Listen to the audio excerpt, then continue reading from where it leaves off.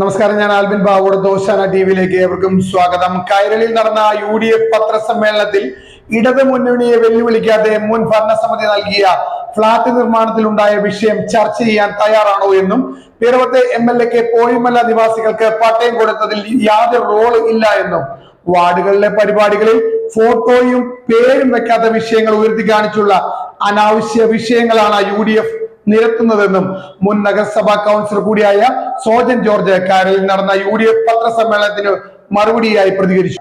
കൈരളി ഓഫീസിൽ പോയിരുന്ന് ജേക്കബിന്റെ ഓഫീസിൽ പോയിരുന്ന് ഇടതുപക്ഷ ജനാധിപത്യ മുന്നണിയെ വെല്ലുവിളിക്കാമെന്നാണെങ്കിൽ ആ ധാരണ തെറ്റാണ്.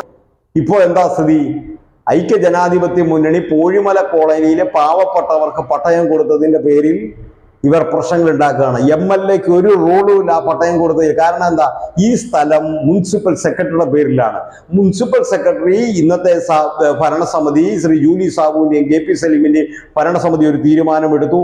അവിടെ താമസിക്കുന്ന പോഴിമലയിൽ താമസിക്കുന്ന പാവങ്ങൾക്ക് സെക്രട്ടറിയുടെ പേരുള്ള വസ്തു ആധാരം ചെയ്തു കൊടുക്കാൻ തീരുമാനിച്ചു. ഇതിലെവിടെയാണ് MLAക്ക് റോള്?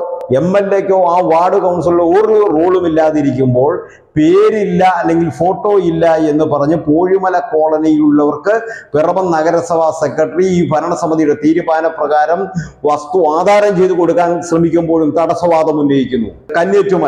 കന്യാറ്റുമലയ്ക്കകത്ത് സ്ഥലം വാങ്ങുന്നതിന് വേണ്ടി ഏലിയാമ്മ ഫിലിപ്പ് ചെയർമാനായിരിക്കുമ്പോൾ ഇവരടക്കം എടുത്ത തീരുമാനമാണ് അവിടെ സ്ഥലം വാങ്ങുന്നതിന്. അതിന് തുക തീരുമാനിക്കുമ്പോഴൊക്കെ ഇവർ കൗൺസിലിൽ ഉണ്ടായിരുന്നു.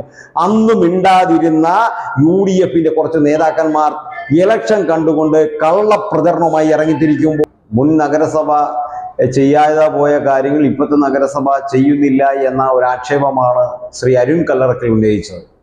KKJ ഫൗണ്ടേഷൻ എന്ന് പറയുന്ന ആ സംഘടന 45 കുടുംബങ്ങൾക്ക് വേണ്ടി അദ്ദേഹത്തിന്റെ പിതാവിന്റെ പേരിൽ ഫ്ളാറ്റ് നിർമ്മിക്കുന്നതിന് ഒന്നാം പിണറായി സർക്കാർ അധികാരത്തിലിരിക്കുമ്പോൾ സാബുക്ക് ജേക്കബ് നഗരസഭാ ചെയർമാനായിരിക്കുന്ന കാലഘട്ടത്തിൽ ആ സ്ഥലം തന്നു.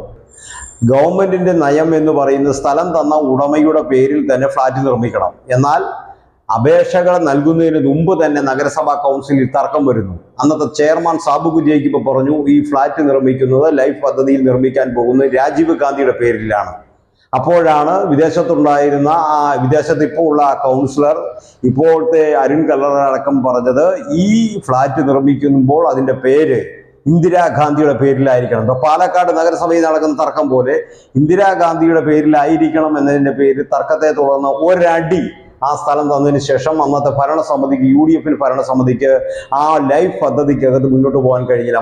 അന്നത്തെ നഗരസഭ ചെയർമാനായിരുന്ന UDF നേതാവായിട്ടുള്ള ശ്രീ സാബുക്ക് ജേക്കബിന് ഈ വിഷയത്തിൽ ഈ KKJ ഫൗണ്ടേഷൻ ഈ സ്ഥലം തന്നതുമായി ബന്ധപ്പെട്ട് അന്ന് ഈ ഫ്ളാറ്റ് നിർമ്മിക്കുന്നതിന് വേണ്ടിയുള്ള തടസ്സവാദത്തെ കുറിച്ച് അല്ലെങ്കിൽ തടസ്സമുണ്ടായതിനെ കുറിച്ച് സാബുക്ക് ജേക്കബിന് ഈ UDF നേതൃത്വത്തിനും ഒന്നിച്ചിരുന്ന ഈ വിഷയത്തിൽ ഒരു അഭിപ്രായം പറയാൻ കഴിയുമോ?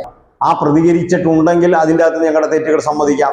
ഇടതുപക്ഷ ജനാധിപത്യ മുന്നണി ഒറ്റക്കെട്ടായി ഈ വിഷയത്തിൽ വ്യക്തമായ നിലപാട് സ്വീകരിക്കും. അവിടെ ഫ്ളാറ്റ് നിർമ്മിക്കുന്നതുമായി ബന്ധപ്പെട്ട് കേരളത്തിന്റെ ആദരണീയനായ മുഖ്യമന്ത്രി ശ്രീ പിണറായി വിജയനെ കണ്ട് ആ നിലം എന്ന നിലയ്ക്ക് അത് മാറ്റിയെടുത്തുകൊണ്ട് ഒരു ക്യാബിനറ്റ് തീരുമാനമെടുക്കുന്നതിന് വേണ്ടിയുള്ള ശ്രമമാണ് ഇടതുപക്ഷ ജനാധിപത്യ മുന്നണി സ്വീകരിക്കുന്നത്.